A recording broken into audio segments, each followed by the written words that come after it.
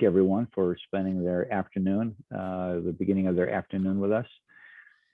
We have, as you can see, we're going to be talking about the theory of constraints and how to build a competitive edge using some of the information that Rick is going to share with us. Our speaker is Rick Phelps. He is with Action Coach.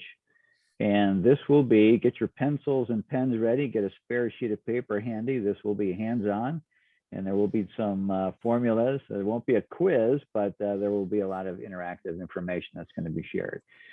So theory of constraints, it's basically, it's a way to try to look for the blind spots, look for the processes that are limiting the profitability of your business, and provide some insights on how you can improve on your return on investment in your technologies in your workforce. We're going to get started. I went through the housekeeping, the same. We've got one extra person. Yeah, feel free to interrupt at any time. You can use the, put your hand up, you can turn your camera on, or you can just put something in the chat button. In any one of those situations, I'll stop Rick and we'll go ahead and ask the question. And with that, Rick, take it away. All right, thank you, Ron.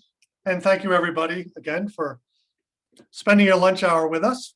Our goal today is for you to gain insights and perspectives on your business on which you can build your competitive edge.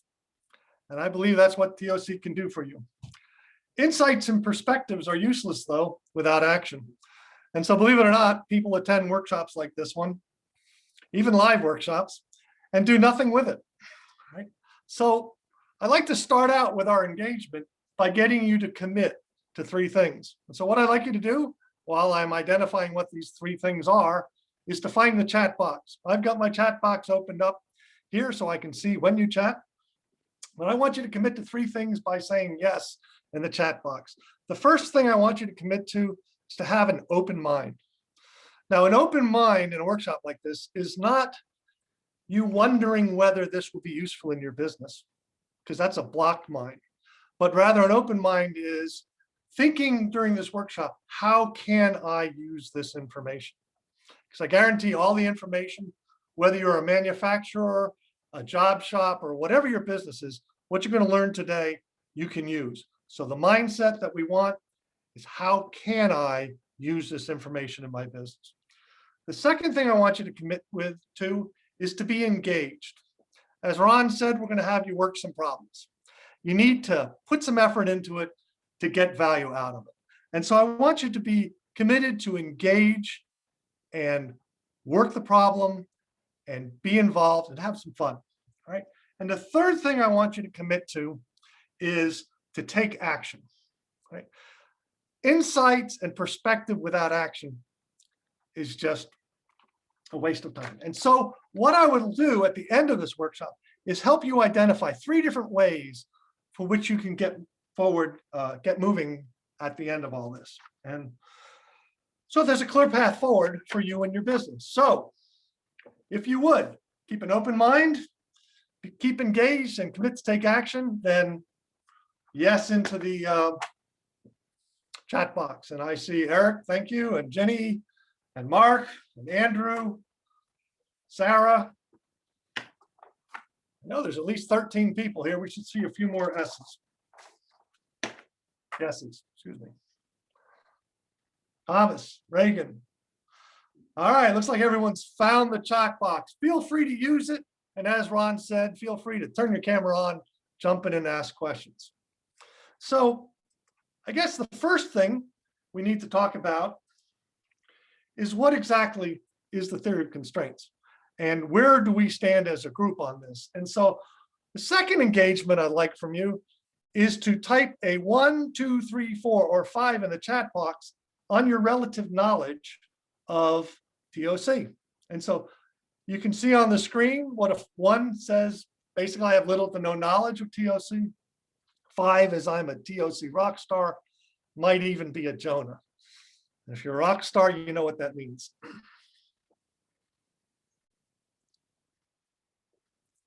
All right, we got a 3, we got a 4.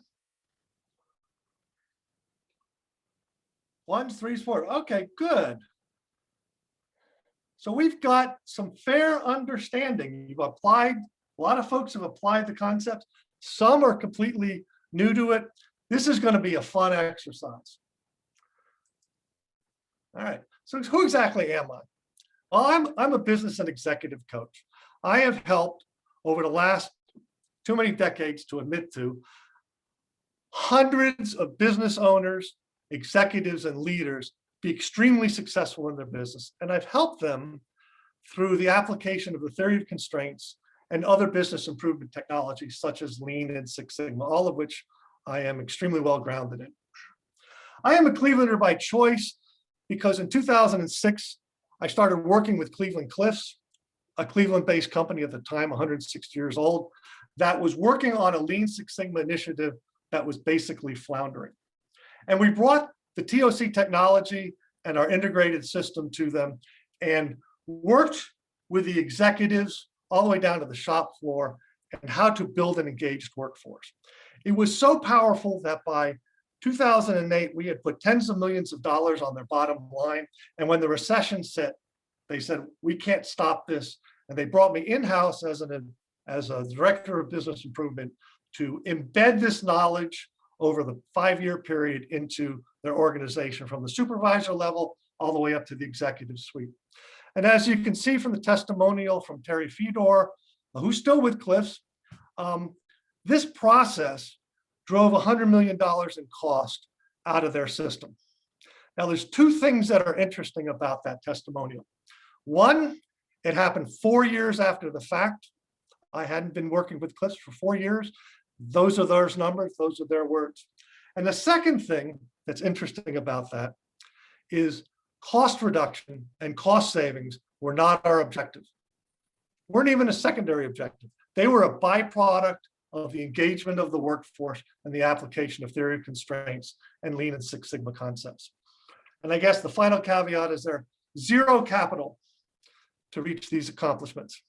So this is not investing in Industry 4.0, which didn't exist back then, or any other technologies or new equipment. This was purely engaging the workforce and teaching them how to think and problem solve. And that's what we want for you today, is to be able to learn how to apply these concepts to your business. Because today in manufacturing, there are a crazy number of opportunities, all right? Some of them you might be struggling to see as opportunities, but they're opportunities nonetheless. There are supply chain disruption. In this morning's meeting, we heard about the cost of steel skyrocketing and the availability diminishing to where there's really bad disruptions.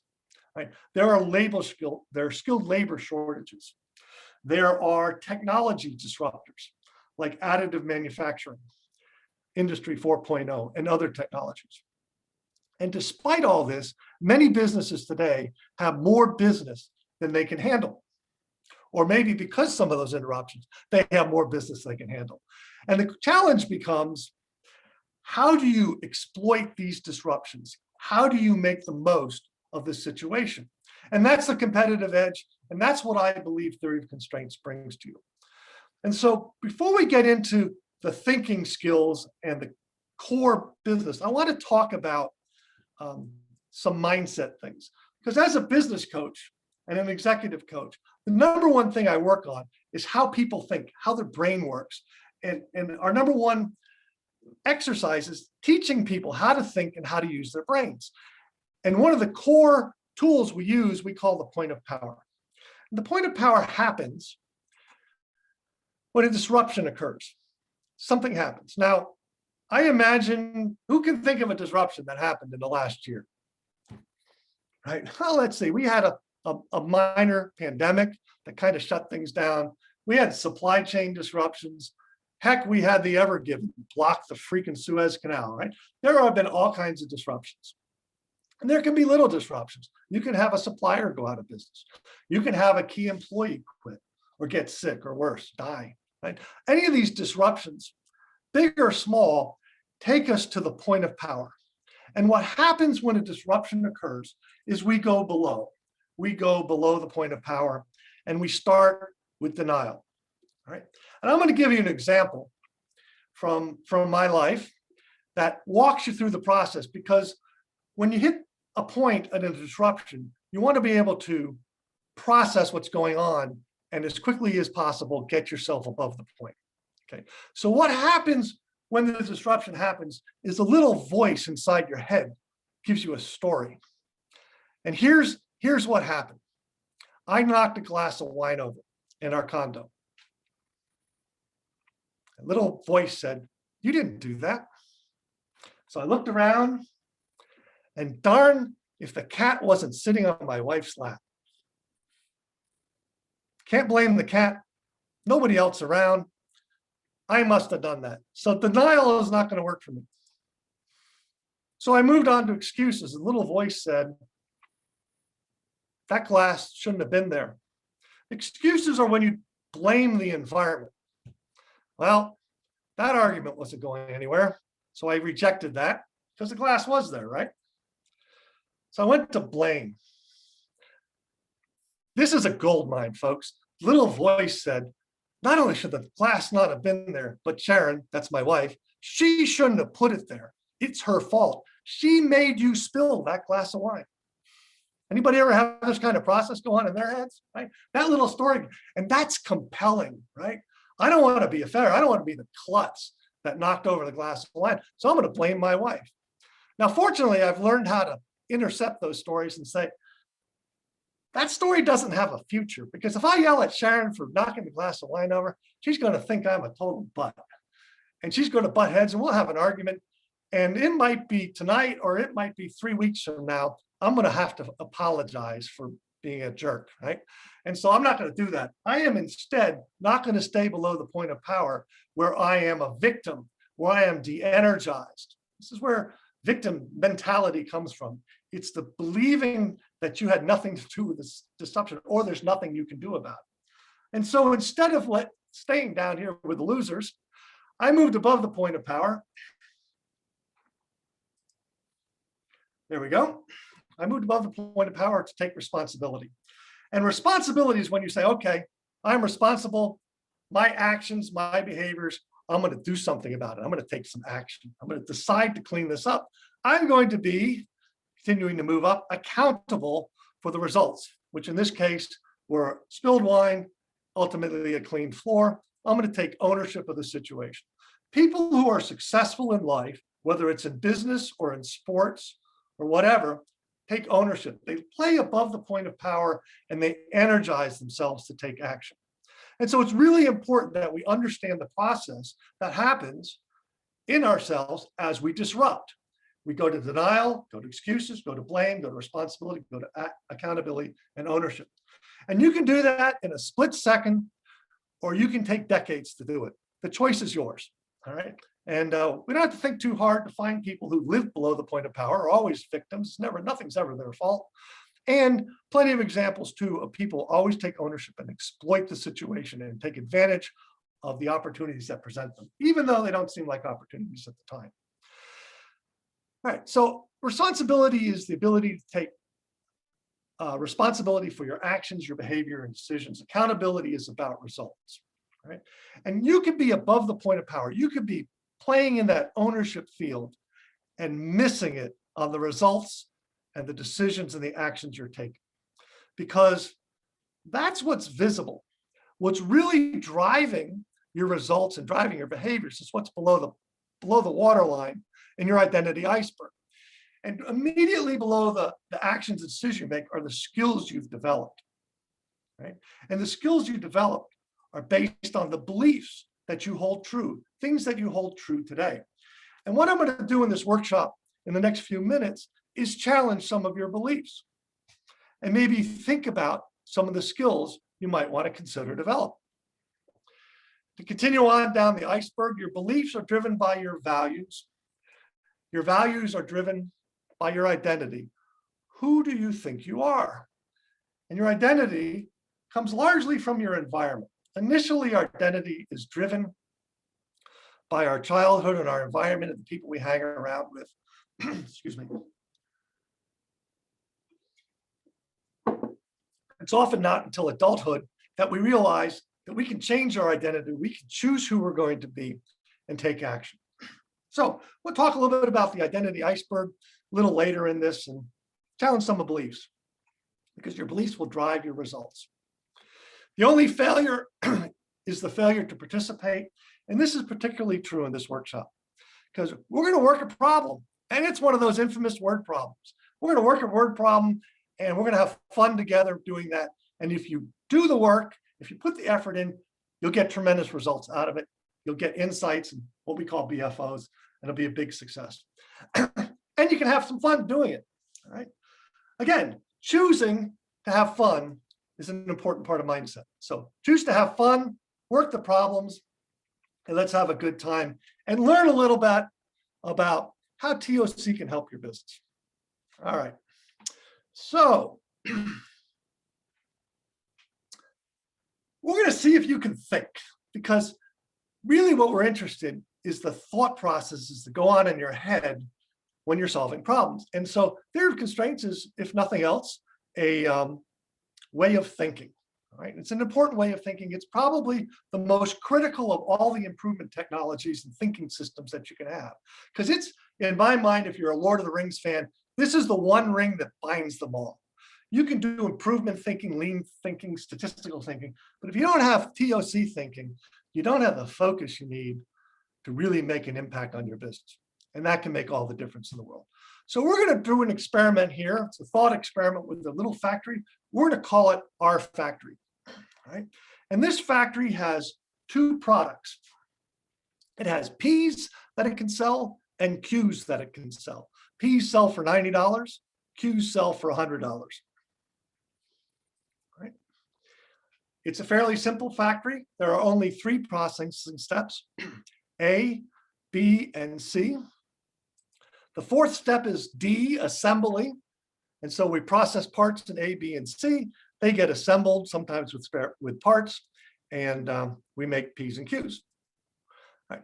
Each of these processes has one person that mans it. And the interesting thing about these 3 processes are they are completely independent.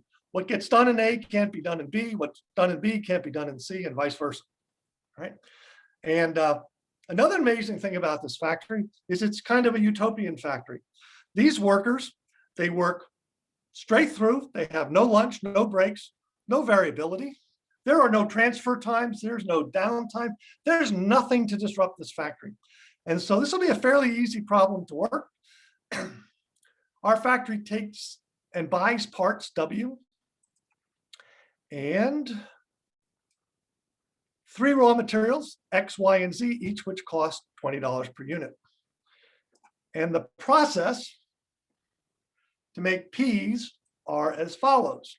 We buy 1 unit of X and we process it at station A, or processing center A, for 15 minutes, processing station C for 10 minutes, and then it goes to final assembly where it waits for 1 unit of Y, which we buy for $20, gets processed at B for 15 minutes, C for 5 minutes.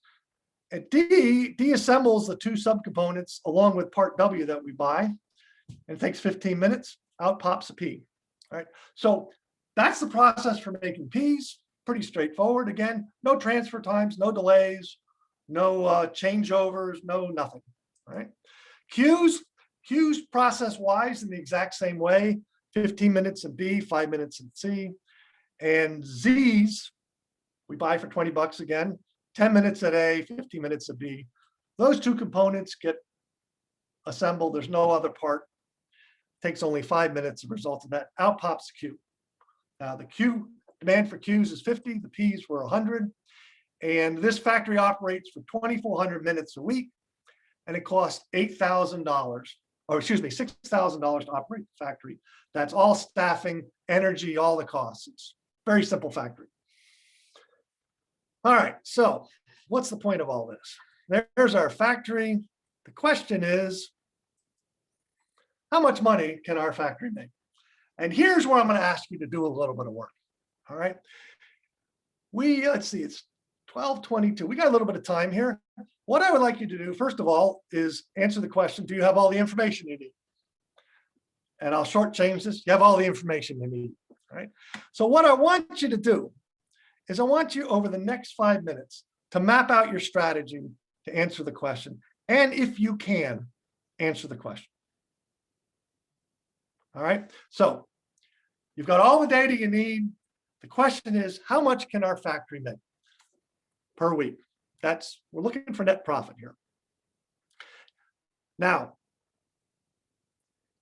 hopefully you're all started digging in. We'll go till 12:30 on my clock, and then we'll dig in and see what we're doing. When you get an answer, type it into the chat box. So those of you who are working on it, go for it. You don't need to listen to the next little thing I say. Those of you who just had your world disrupted and a little voice inside you said, I don't need to do this exercise. Ask yourself why you're telling yourself that story and what that story does to your life and your business. And once you've had that thought, get to dang work and figure out the answer to the problem, or at least put yourself a strategy together. Look, have fun. If you don't get the right answer, you don't get an answer. It's okay. We're here to learn. So I'll shut up and let you work. And again, put your answer into the chat box when you get one. Kind of have a mindset or a mind path. Geez, I can't even think. A path that you would go through to answer this question.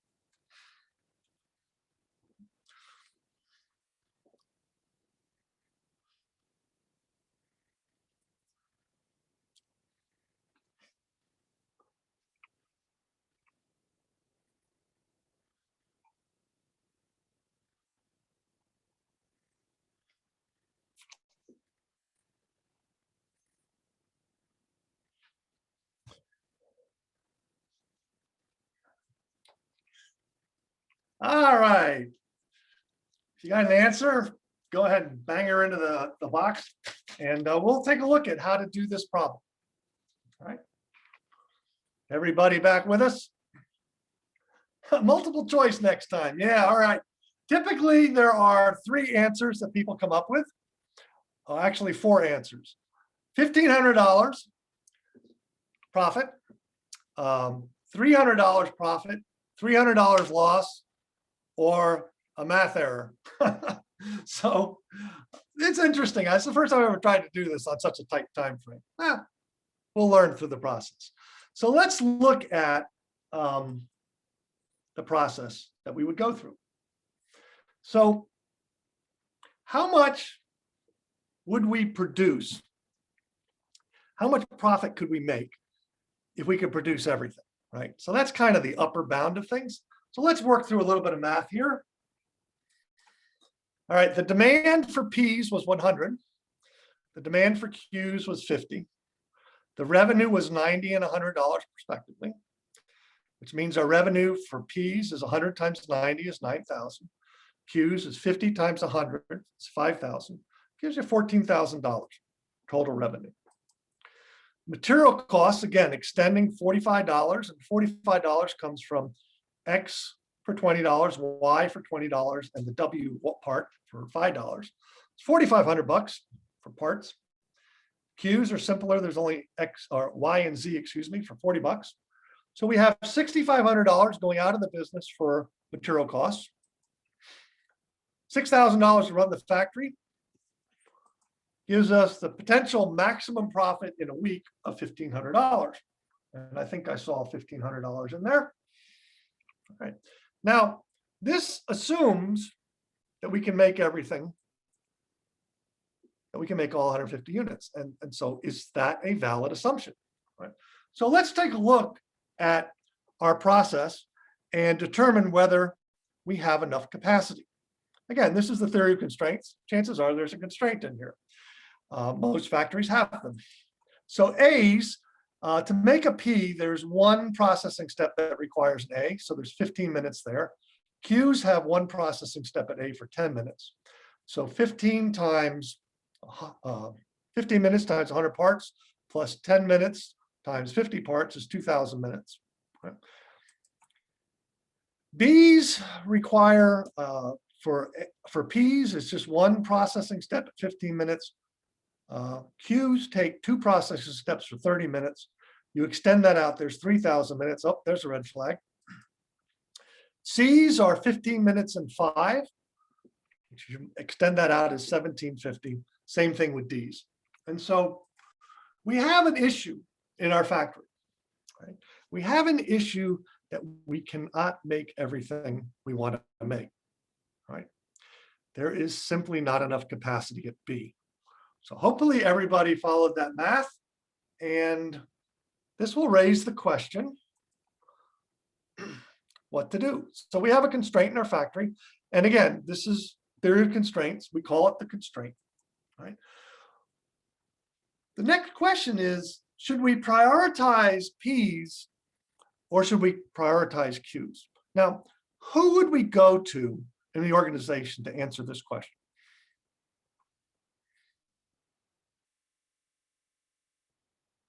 Fred on the shop floor or our accountant or CPA or controller? I think probably our controller. So we go to accountant. And one of the things accounting loves to do, or finance loves to do, thank you, Buck, is they love to really start thinking about this problem in an interesting way. We want to figure out our variable costs from our fixed costs. And so what a typical financial department would do is they'd say, well, actually laborers, each of our operators, we spend their salary or whatever is $400, and there's 4 of them, so it's $600 per week. We'd probably divide that down into minutes, so we get a labor rate of 17 cents a minute. Our overhead, our fixed costs, or our burden rate would be the $6,000 to run the factory minus $1,600 for staff. That's $4,400. And we divide that by the total minutes that are available in the plant based on the different processing, the 4 processing steps. We end up with 46 cents a minute burden rate. That would be typically information that accounting would supply to you. And then we would use that, or they would use that to say, okay, P's product cost is 60 minutes of time. That's 15 in A and 15 at B, that's 30, plus 10 at C is 40, plus 5 at C is 45, plus 15 is 60 minutes, times 17 cents for the labor and 46 cents for the burden, gives you $37.80 for materials, plus materials gives you $82.80. So P's profit, as we like to look at this, is $90 minus $82.80 is $7.20, and the profit margin is 8%, right?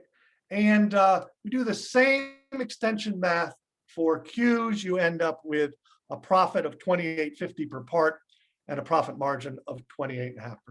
Right? So it's a pretty big difference between P's and Q's. We could summarize that in this following table. So if we're going to prioritize P's or Q's, and we're going to do it on revenue, would we want to sell the product that had more revenue or less revenue? If that were the only criteria. I think we would all agree we would want more revenue. All right, how about material cost? Would we want to spend more money on materials or less money on materials? Right? Well, that's a no-brainer. We want to spend less money. Less materials, the better, right? So less, that's Q's again, 40 versus 45. Would we want to make a product that has more gross profit or less gross profit? We'd want more gross profit, right? Makes sense. So that's Q's again. Do we want more labor content or less labor content? We want less labor content. That's Q's again. Do we want more profit or less profit? Well, there's a no-brainer, right? It's more profit. And similarly, profit margin. We want a higher profit margin or a lower profit margin? We want a higher profit margin.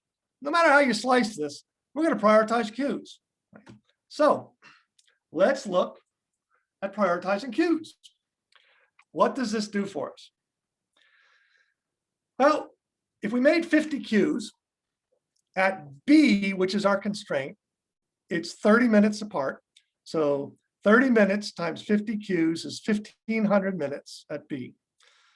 2,400 minutes total minus 1,500 leaves you 900 minutes to make P's. And so 900 divided by 15 minutes at B gives you 60 parts. So we're going to make 50 Q's and 60 P's, right? And so again, we're going to extend it out. Our revenue is now 5,400 for P's, still 5,000 for Q's, gives us 10,400. Material costs, same extension as earlier, 4,700. Cost to run the factory is still 6,000. we have a loss of 300. So somebody came pretty close to that in the chat, and I realize you're kind of pressed on time. So the best we can do in this factory is lose $300 a week. That kind of sucks.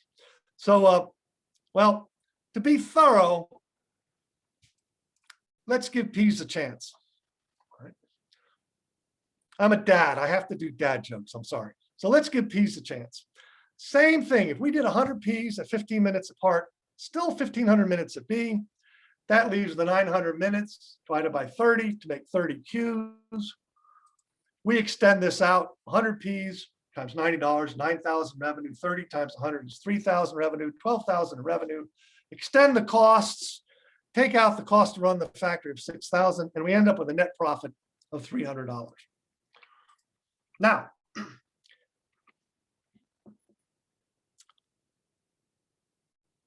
what? Write down your thoughts, your feelings, and your questions right now.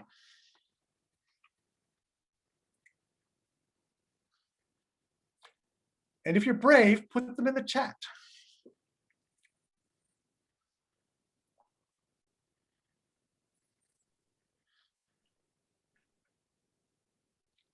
Well, we may not have anyone that's that brave, Rick. Got to keep it clean. This is the new math, isn't it? I love that. Man, this is like, what the heck just happened here, folks? This isn't the real world. This is a contrived problem, right? Wrong. I have seen this in hundreds of places. Businesses like Cleveland Cliffs that have been around 160 years, they make this kind of problem. And this is one of the key initial lessons of theory of constraints, is that there is a serious, serious problem with our financial data, using financial data to make manufacturing decisions or business decisions. All right. This is kind of the key lesson here. So think about this. Everything you would know about revenue, material costs, gross profit, profit margins, whatever you want to look at tells you should make Qs. And it's the wrong decision. All right. So what's happening? And let's look at our economic engine of our factory. All right. And so when we sell a product, right, money comes in and it actually splits into two pieces. Right. Some of the money, which we call cost of goods sold, immediately exits the business. Now, in this case, cost of goods sold is simply the material cost. Do not confuse variable costs like labor into this equation, simply the money that leaves the business. So boom, right off the bat, all of that money goes out to our suppliers for W, X, Y, and Z, right? And that leaves us what in theory of constraints we call throughput dollars. That's the money you get when you sell the product that you get to keep, right? And that money flows in to our business and fills up our tank, our money tank, which we use to pay our operating expenses.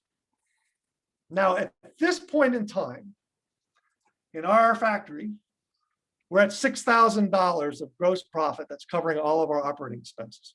How much profit has the business made at this point in time?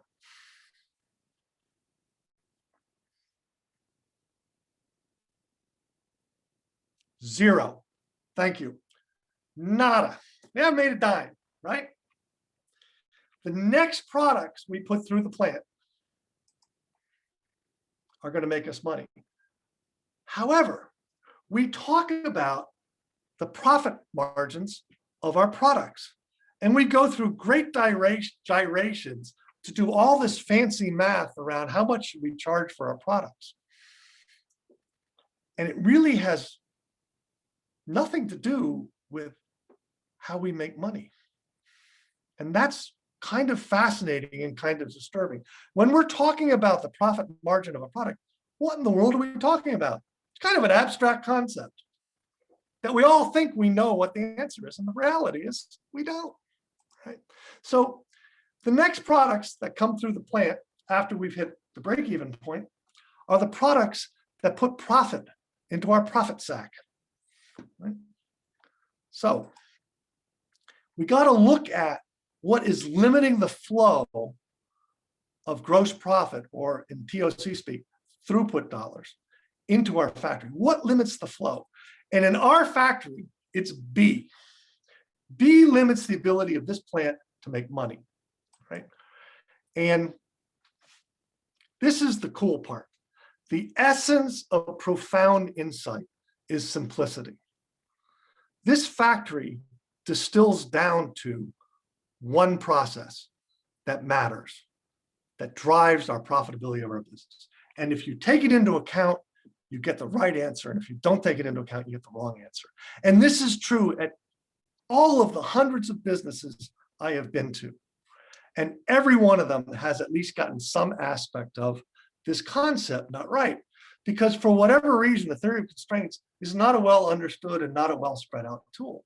And yet it's the very tool that allows you to focus and simplify your factory down to a simple process. And what this meant at Cleveland Cliffs, when I showed up to do a lean project, there were literally thousands of places that I could do that project. And I was able to, through TOC thinking, put my finger on the one place that if we did a 5S project on this one job task, or in this case, 5 job tasks that were all connected, we can make money. And the first time we did that work and ran it in a 2-week period, we made the business over $1 million. That's the power of the understanding the economic engine. It's also the danger of not understanding the economic engine. So in our particular situation, we look at gross profit, which is $45 and $60 respectively, divided by the time at B. So P's are making $3 a minute, or contributing $3 a minute to pay the bills, and Q's are contributing $2 a minute. All right, so again, we look at our factory constraint, we take the time at the constraint into consideration, we take the gross profit into consideration, and we end up with a new metric, $3 per minute at B and $2 per minute at B. And we want to make more money per minute, not less money per minute. And so the only measure, and write this down, the only measure of relative product profitability that matters is the rate at which you produce gross profit through your constraint. It's the only one. All the rest are smoke and mirrors, just like the analysis that got us to prioritize Q's over P's. All right. So at this point, how many of you know this number for your product mix? I'm going to go out on a limb here and bet it's exactly 0. All right. So, have I stressed one of your beliefs out, maybe stretched it beyond recognition? We all know that the accounting numbers that we use to run our business, they're right. And that belief is destroying your business. It is that belief that gets you to have no return on investment when you buy robots and put them in the wrong place. It's why you have no return on investment when you do Lean Six Sigma projects in non-constraints, and you wonder, where's the advantage to this? There is none. And so theory of constraints allows you to understand your process and magnificently simplify it to where you can put your finger exactly where you're going to get results. And so hopefully this exercise got you to challenge a belief. Now let's have a little brutal honest here. When I disrupted your thinking here and the fallacy of the accounting numbers became clear, how many of you went below the point and said, that's not true in my plant, or that's not how my process works? Guarantee you it is.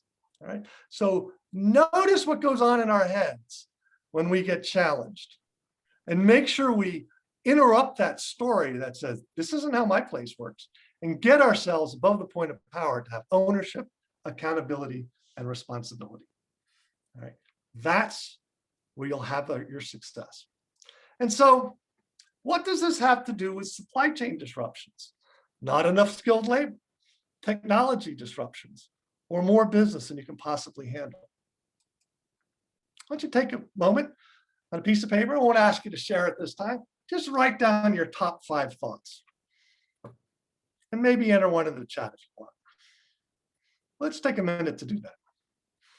I think that there's an additional complexity for those folks that aren't running larger volumes, or at least something that's on the plant floor for a period of time. I don't know if you want to address that, but what about the person who's running different jobs? I don't want to say every day changing them, but let's say they're only running on the plant floor for a short period of time, no long runs, more of a job shop environment. Yeah. I would imagine it'd be significantly more difficult to identify those constraints. All right, so the question is, what about a job shop? Do job shops have constraints? And the answer is yes, every one of them. And you might have to think a little bit more on it. And it's either going to make your puzzle slightly more complex or slightly more simple. And it all depends. And that's a great question. It's one we'd be happy to help you explore. But this is extremely relevant in job shops. And it's particularly relevant when you go through the quoting process. Because if you understand the constraint in a job shop, your quoting process becomes infinitely simpler. You can cut all the complexity out of that process and make it simple and precise and guarantee your profitability in the business.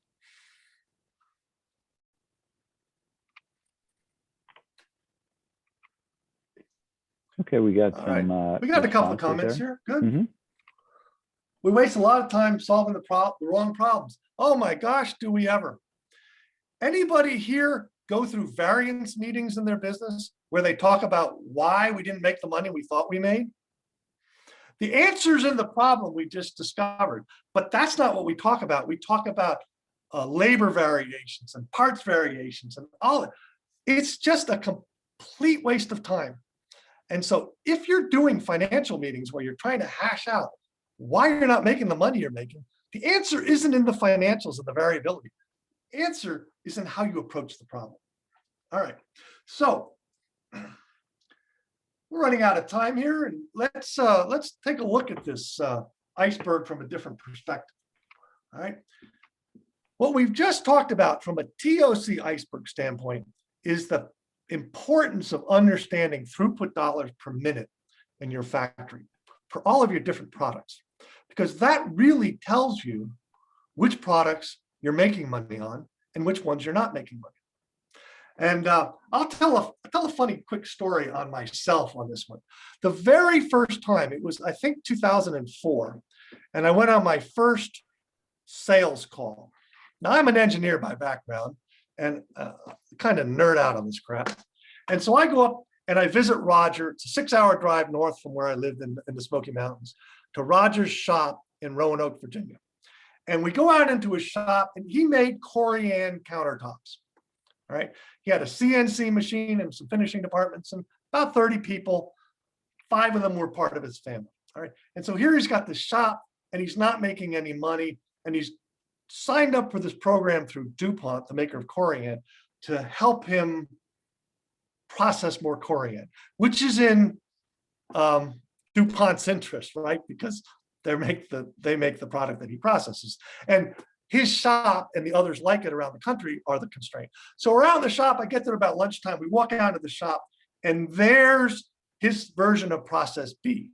And it's lunchtime, and it's sitting idle. And I look at Roger and I say, how come this process isn't running? Because clearly it was a constraint, because there were stacks of Corian as tall as I am behind this machine. And he goes, well, it's lunchtime. It's like, okay, that's cool. One of the first things you should do, Roger, and here we are, jump to solution, is you should hire a operator assistant to run this thing during lunch and breaks. And he looks at me with a look that's, my God, you're dumber than a box of rocks. I don't know if anyone else has ever gotten that look, but I've kind of gotten used to it. He's looking at me that way, and he looks at me, and he doesn't say that, but what he says is, which part of I'm not making any money do you not understand? And I lost him at that point. We went into his office, we sat down with the accountant, we looked at the numbers, talked about some different things that I was curious about and they weren't. And they announced that the solution to get them out of trouble was they were going to advertise and market the crap out of queues, their version of queues. Now, in our factory, if we could make more queues and less peas, we would lose more money, wouldn't we? And so that became obvious. I said, well, Roger, don't do that. If you advertise queues, you're going to lose more money than you've ever lost. He stood up, box of rocks, look in his face again, thinking, I've had enough. You may leave. Well, that was my first introduction to sales of theory of constraints, right? It did not go well. I had a 6-hour drive to decompose on that. And 7 weeks later, he calls me up and he goes, my God, we are hemorrhaging cash. How the hell did you know that? How soon can you get back up?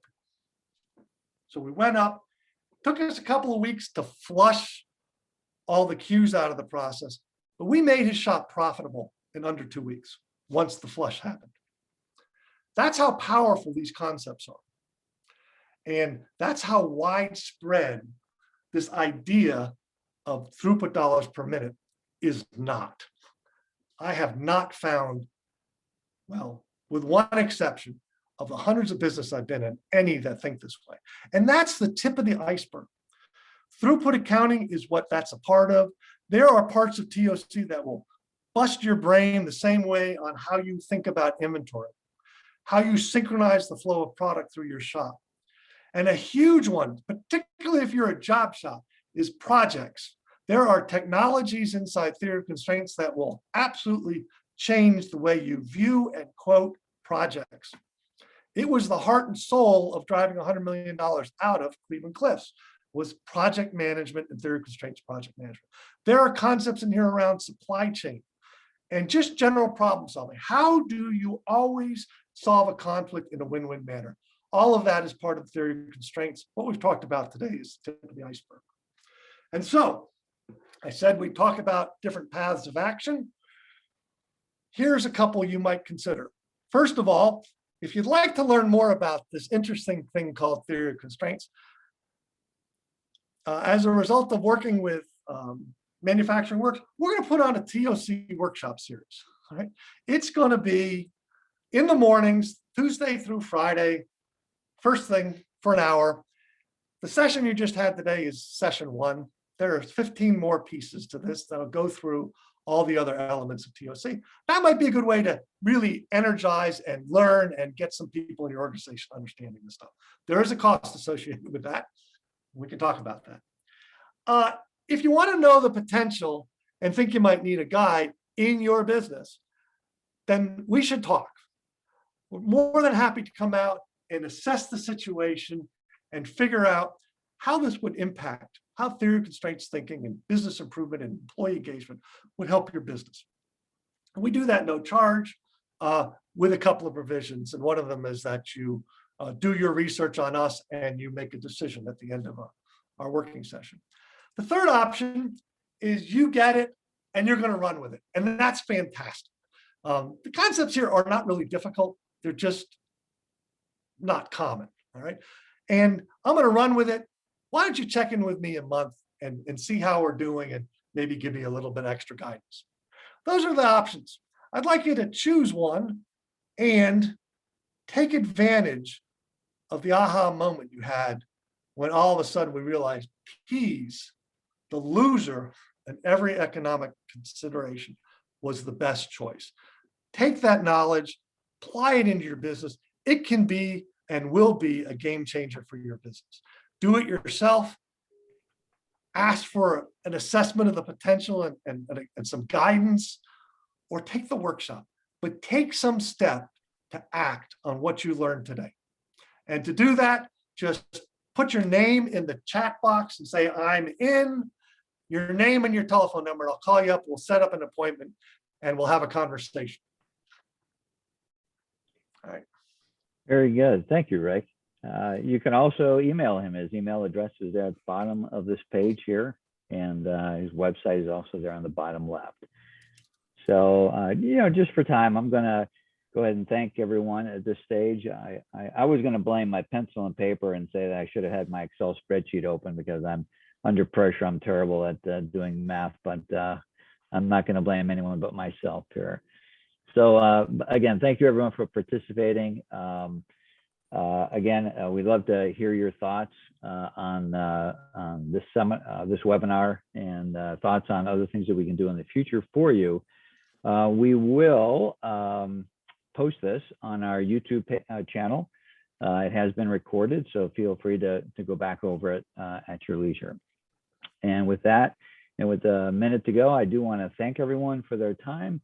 I do want to be well, stay healthy, and I hope you learned a little bit, something you didn't know before you got here this afternoon. Thank you so much. Thank you, Rick.